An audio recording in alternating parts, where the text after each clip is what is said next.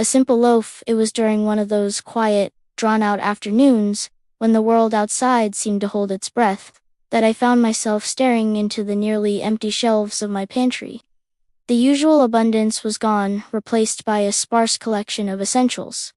A half-empty bag of all-purpose flour, a small packet of active dry yeast that had been sitting there for months, a canister with just enough sugar to sweeten a few cups of tea, and a forgotten stick of salted butter.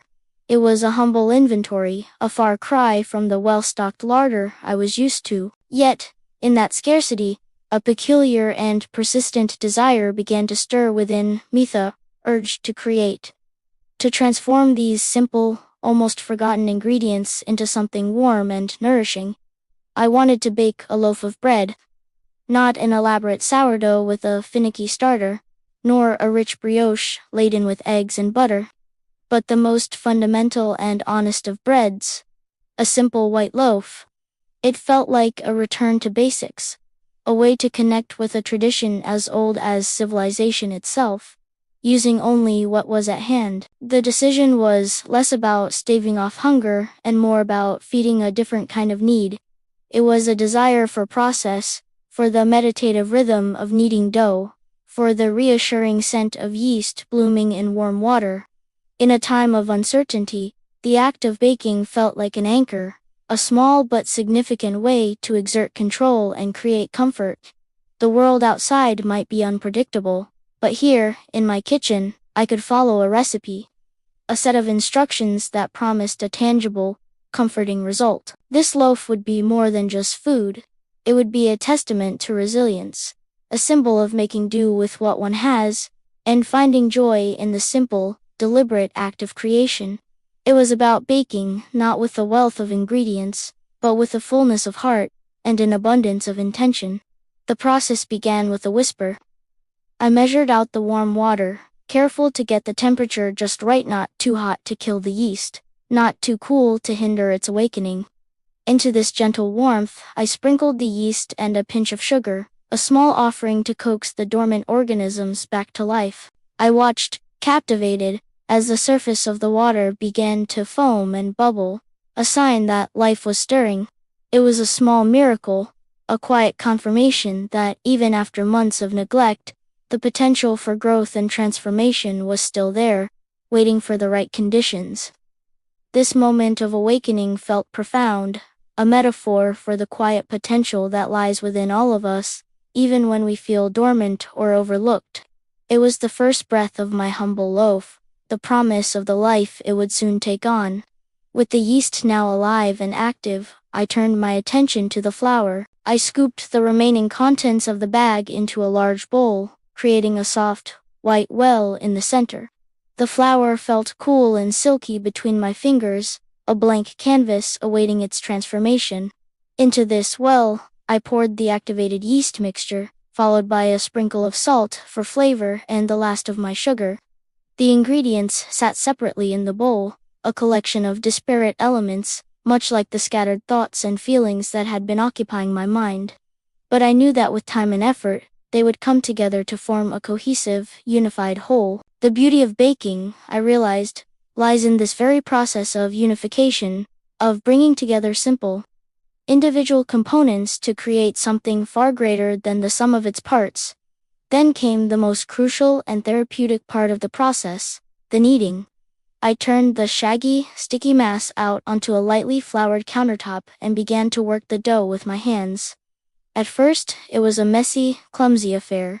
The dough clung to my fingers and the counter, resisting my attempts to shape it.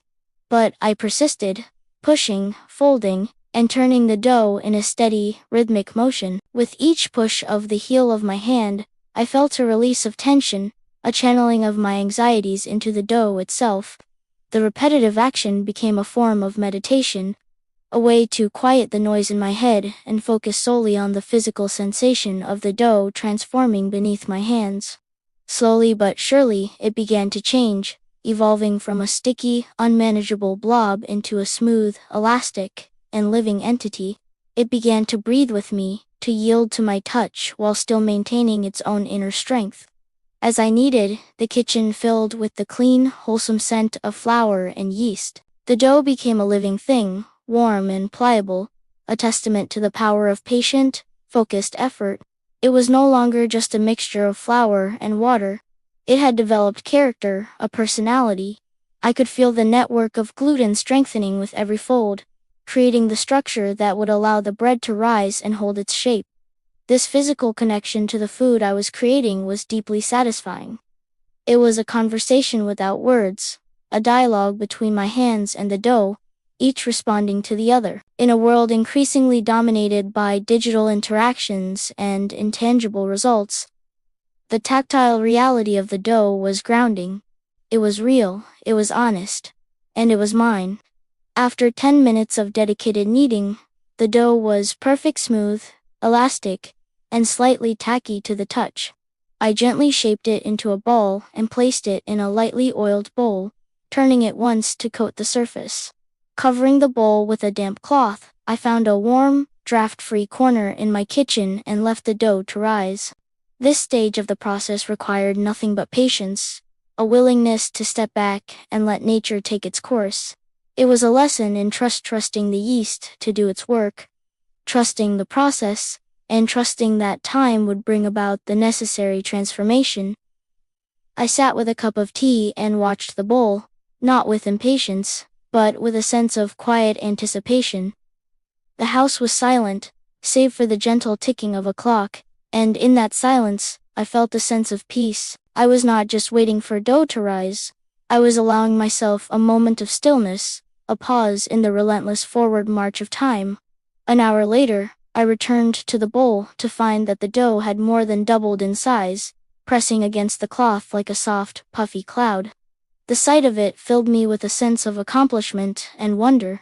This beautiful, airy mass had been created from almost nothing, a testament to the quiet, powerful magic of fermentation.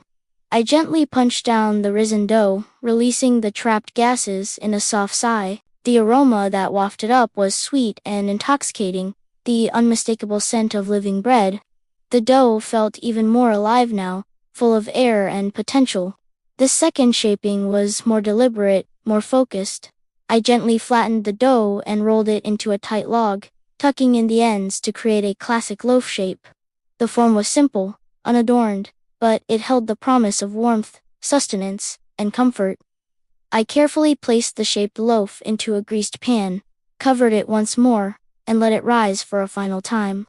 This second rise, the proofing, was shorter but just as crucial. It was the dough's final chance to gather its strength before facing the intense heat of the oven. As I preheated the oven, the kitchen began to warm up, creating a cozy, inviting atmosphere.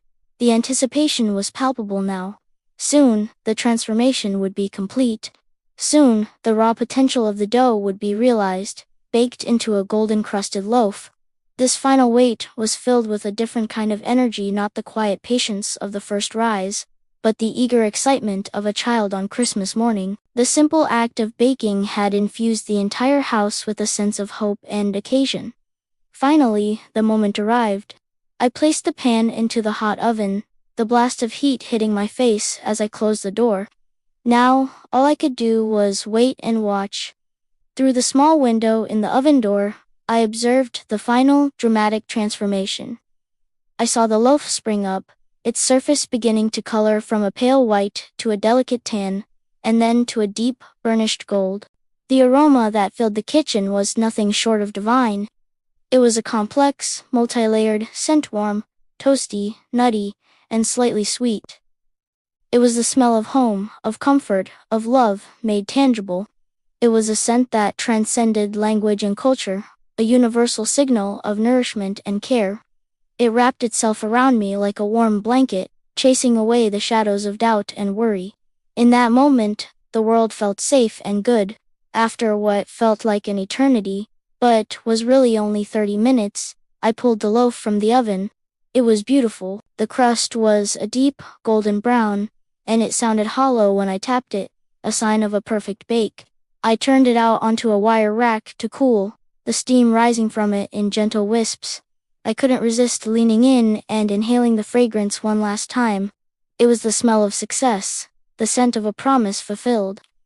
I had started with next to nothing, just a few pantry staples and a hopeful heart, and I had created this beautiful, fragrant, life-affirming loaf of bread. It was a small victory, perhaps, in the grand scheme of things, but it felt monumental. It was a reminder that even when resources are limited, the human capacity for creativity and care is not. As the bread cooled, I reflected on the journey. It had been more than just a set of instructions. It had been a lesson in mindfulness, patience, and the quiet joy of creation.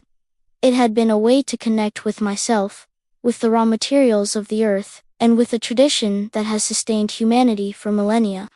When the loaf was finally cool enough to slice, I cut off a thick heel. The crust crackled under the knife, giving way to a soft, fluffy, and perfectly structured interior. I took a piece, unadorned, without butter or jam. The flavor was simple, clean, and profoundly satisfying. It tasted of wheat, of yeast, of warmth, and of the care that had gone into its making. It was not the fanciest bread I had ever eaten, but it was, without a doubt, the most meaningful. It was a loaf, baked not just from flour and water, but from a full and grateful heart. A simple loaf,